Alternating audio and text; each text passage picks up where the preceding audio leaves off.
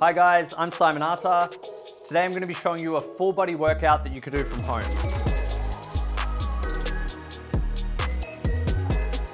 So it's going to include a combination of pushing and pulling exercises for the upper body. It's going to include some core work and some lower limb work. Let's get into it. So the first exercise we're going to do is pull-ups, and we're going to pair these with dips in a superset. Now, if you prefer to go through this exercise by exercise and not use supersets, you can also do that. But to make it more time efficient, you can alternate between each set in a superset. So what this involves is pairing two exercises together, such as pull-ups and dips, and swapping with each set. So I'd do a set of pull-ups, then a set of dips, and repeat that process until I've finished those two exercises. That's superset number one, and then we'll move on to the next couple of supersets. So going through technique for pull-ups. Pull-ups are going to work the back predominantly, so the lats, the teres major, as well as the posterior shoulder and the elbow flexors. Grip the bar shoulder width apart or slightly wider. Ensure you start hanging with straight arms. You're going to pull your shoulder blades down and back to initiate the movement, and pull your chin over the bar.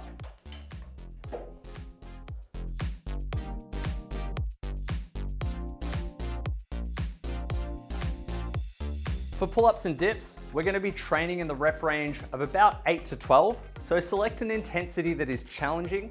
You should be taking each set 2 or close to failure. So stay within about 1 to 3 reps of failure. To make the exercise more challenging, you can add weight with a vest or dip belt. I prefer a dip belt. It will allow you to lift more weight and it will be less restrictive of shoulder movement, though both are effective for building strength. To make the exercise easier, you can anchor a resistance band to the bar between your hands and place it under your feet, shin, or hips to do the movement.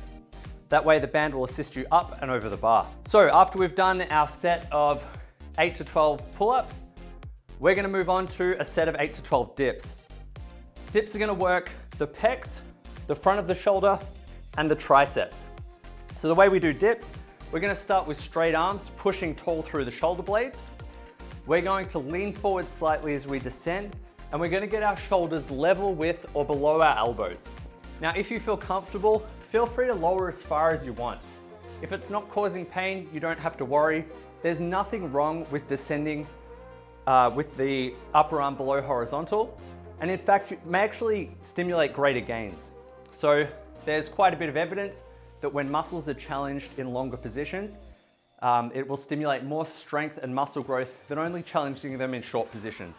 So rather than cutting your reps short, descend at least until the shoulder is level with the elbows. And if you feel comfortable, feel free to descend further than that. With regards to the plane of shoulder movement, choose a plane of motion that feels strong and comfortable. So you can flare your elbows out slightly, but ensure it's not causing any pain or discomfort.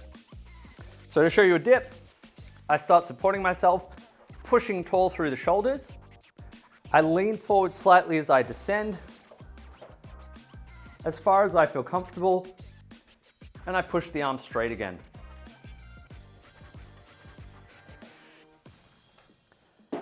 As with pull-ups, to increase the challenge, you can add weight with a vest or dip belt.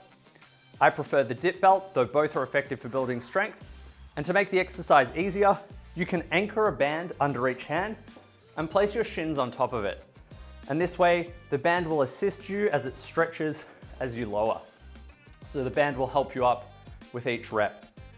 As with pull-ups, we're going to be using the rep range of 8 to 12 reps. Ensure it's challenging and that you're training to or close to failure within that rep range. So with these two exercises, we're going to be working the pushing and the pulling muscles. We're training a vertical pushing movement, pushing down, and a vertical pulling movement, pulling down. In terms of rest periods, take about 2 to 3 minutes between sets of the same exercise. If you want, you can go pull-ups, then dips immediately and rest 2 to 3 minutes. Or you can do a set of pull-ups, rest 1 to 2 minutes, do a set of dips, rest 1 to 2 minutes, and repeat that process. So that's superset number 1. Let's move on to superset number 2. For superset number 2, we're going to be pairing a horizontal pushing exercise and a horizontal pulling exercise. So we've done vertical pulling and pushing with pull-ups and dips. And now we're gonna do horizontal pulling and pushing with rows and push-ups. So rows are going to work muscles of the back as well as the elbow flexors. They'll work your scapular retractors or your rhomboids and middle traps between the shoulder blades, as well as the lats, posterior deltoids, and teres major. Basically your entire back. They'll also cause a little bit of growth in the biceps, brachialis, your elbow flexor muscles. Push-ups are gonna work the chest, front of the shoulder, and the triceps. And if you do them properly, push-ups will also engage the abs. So if you think about push-ups, they're basically a dynamic plank. In a plank, you're holding this rigid body position, trying to posteriorly tilt your pelvis, which will engage the abs. In a push-up, you're trying to hold the exact same position while you incorporate it into a dynamic movement. So when done properly, they'll also cause some muscle growth and some strength gains in the core. How do we do these two exercises? For rows, we're gonna start between the bars with our knees bent and the body slightly declined. From here, the body should stay in a rigid straight line, and we're going to pull our shoulder blades together to initiate the movement and lift our chest as high as we can.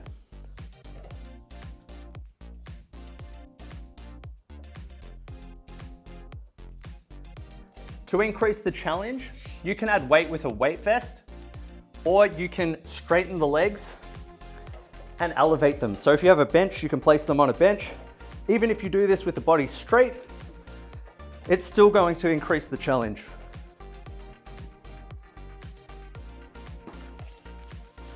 And feel free to incorporate both of those progression methods and straighten the legs, as well as adding weight with a vest. As with pull-ups and dips, we're gonna do 8 to 12 reps with the same rest period. And we're gonna superset our rows with push-ups. So let's talk about how to do push-ups. Everybody's probably pretty familiar with a push-up. A few little cues to help. We're gonna start in a rigid straight body position with the hands roughly shoulder width apart. Try to eliminate any arch from your lower back and push tall through the shoulder blades. From here, you're going to bring your chest to the ground and allow your shoulder blades to retract. Push back to the starting position, pushing tall through the shoulder blades at the top.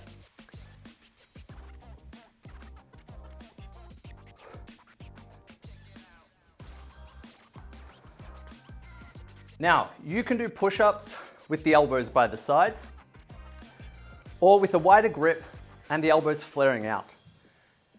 As with dips and rows, choose a plane of motion that feels strong and comfortable. Keeping the elbows by the sides will be more transferable to things like planche push-ups, while allowing them to flare out slightly will allow you to lift more weight. To increase the challenge, you can add weight with a vest, and to reduce the difficulty, you can perform them on an incline.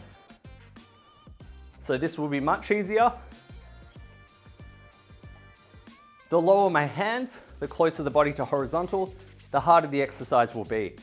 The same applies to rows. If you want to reduce the difficulty, you can perform them with the body on an incline. So this way I'm pulling slightly across rather than directly against gravity. Just one tip with weighted push-ups is adding weight with a vest will restrict the range of motion slightly. So if your weight plate sticks out a couple of inches, you're going to be shaving a couple of inches off your push-ups. To overcome that, you can elevate the hands and feet slightly to allow for a full range of movement. As with the first exercise, 3 to 4 sets, 8 to 12 reps, 2 to 3 minutes between sets of the same exercise.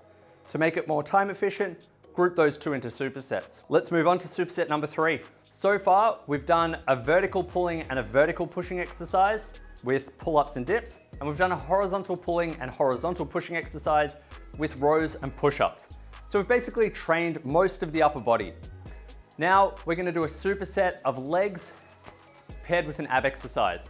So we're gonna be training the rectus abdominis muscle along with the hip flexors, as well as the entire lower limb. So we're gonna be training our hip extensors or our glutes, along with our quads with Bulgarian split squats. This superset is crossover toes to bar paired with Bulgarian split squats. And I'll talk you through the technique for each of these. Let's start with the ab exercise. So So crossover toes to bar is quite a challenging exercise. It's going to work your hip flexors or your psoas, your rectus abdominis, which is your six-pack muscle, your abs, as well as your rectus femoris. So this is one of your quads that crosses the hip joint.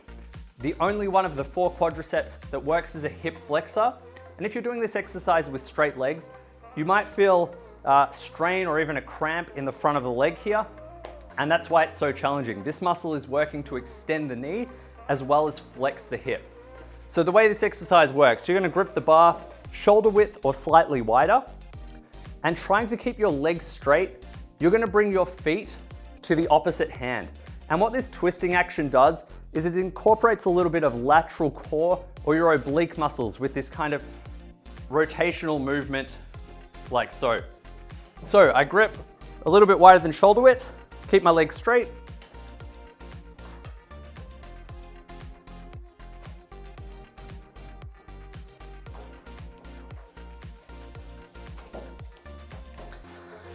Pretty challenging.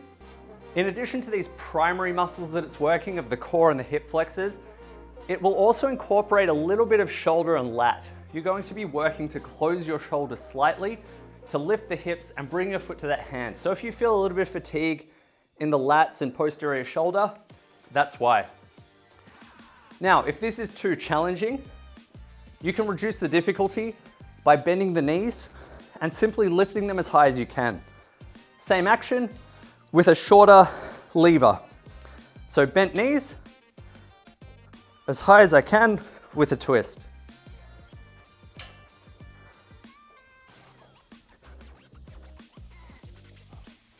To progress the difficulty between these two, you can simply add ankle weights. And that's a great way to progress incrementally as you work towards the straight leg variation. If you're close to being able to do it with straight legs, but can't quite do it, you can just leave a very slight bend in the knees.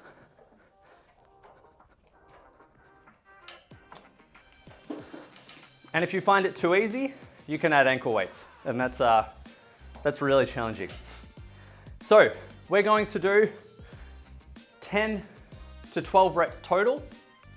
So 6 on each side, or 5 to 6 on each side. And we're gonna pair that with sets of 12 reps on each leg of Bulgarian split squats. So the way you do these, we're gonna start with one leg forward and one leg elevated on the bench. Now, you can do Bulgarian split squats with the toe pointed like so, or with the foot dorsiflexed like so. It doesn't matter either way.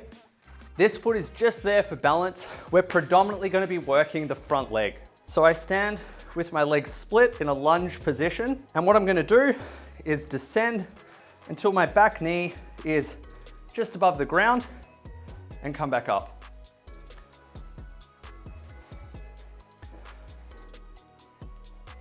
With regards to stance width, you'll be a lot more stable with your legs slightly apart, so about hip width apart, than if they're in a straight line. This is quite hard to balance. So keep the feet slightly split for stability. With regards to stance length, you can use a variety of lengths. I like to choose a position where at the bottom, my front leg is roughly vertical or the shin is angled slightly forward. Now your knee can go past your toe, it's absolutely fine. If I choose a closer stance, my knee will be tracking forward further and I'll be working the quads more. If I choose a longer stance, my knee won't track as far, but I'll be incorporating more hip flexion and I'll be working the glutes more. I encourage you to use a stance length that's comfortable and that allows you to perform the best or lift the most weight for the number of repetitions outlined. So we're going to be doing 12 reps on each leg.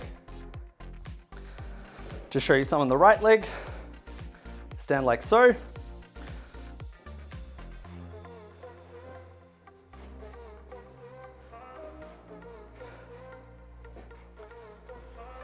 Not only is this an awesome exercise to build strength and size in the quads and in the glutes, it will also help improve your motor control and your balance on one leg. So this will help with things like jumping off one foot. As with the other supersets, if you like, you can pair them. You can do your 5 to 6 reps on each side with a crossover toes to bar, and then immediately do left leg, right leg, 12 reps of each, rest 2 to 3 minutes, and repeat. Alternatively, you can do your toes to bar, rest 1 to 2 minutes, do your Bulgarian split squats, rest another 1 to 2 minutes, and repeat. If you feel ready sooner, feel free to not rest as long. If you feel you need a little bit longer to recover, feel free to push that rest period out a little bit longer. One tip with any unilateral exercise, I encourage you to do the weaker side first. So it's really normal to find one leg really strong and comfortable and have a lot of control, feel a little bit wobbly, a little bit weak on the other side. In that case, do the weaker side first when you're fresher. That will mean you'll perform better and you'll help correct that asymmetry between the two sides. With this exercise, be really cognizant to keep your knee in line with the toe. Okay, try to have the leg act like a piston rather than letting it track inwards and wobbling all over the place. So do your best to keep the knee in line with the toe. If your knee tracks forward of the toe, that's absolutely fine. As long as you're not causing pain, you're fatiguing muscles, you'll be providing a stimulus to get stronger and bigger muscles. With the Bulgarian split squats, if you want to increase the challenge, you can add weight with a vest, hold dumbbells, or add a barbell to your back. I really like a vest. It's nice and comfortable. You don't have to worry about trying to balance the barbell. Nice and convenient.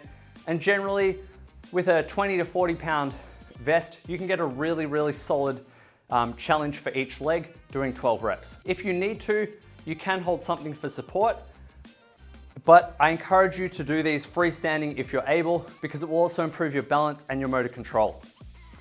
So far, we've done 3 supersets: vertical push-pull, horizontal push-pull, legs, and abs.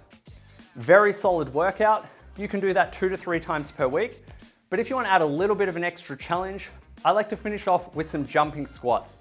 Not only is this going to help improve lower limb power and strength, but it's also going to provide a cardiovascular workout. So it's going to make you breathe a little bit heavier, it's going to get your heart rate up and provide some of those cardio benefits that you get from things like running and cycling. Nice and easy, 3 minutes, as many jumping squats as you can. We're going to start here, squat down, jump as high as you can with each squat, and try and control the landing gracefully. To increase the challenge, you can add weight with a weight vest, and we're going for as many as we can in 3 minutes. One tip with these, if you want to get the most out of them, don't just jump and leave the ground. Put in as much effort as you can with every jump and try and maximize the height of your jump. By generating more force, jumping higher, you'll be providing more of a stimulus for strength gains, more of a stimulus for muscle growth. So instead of just doing this, you want to jump as high as you can. Jump, graceful landing, with every rep. Cool. So after the jumping squats, that's it. Pretty solid workout. That's 7 exercises, including 3 supersets with jumping squats at the end.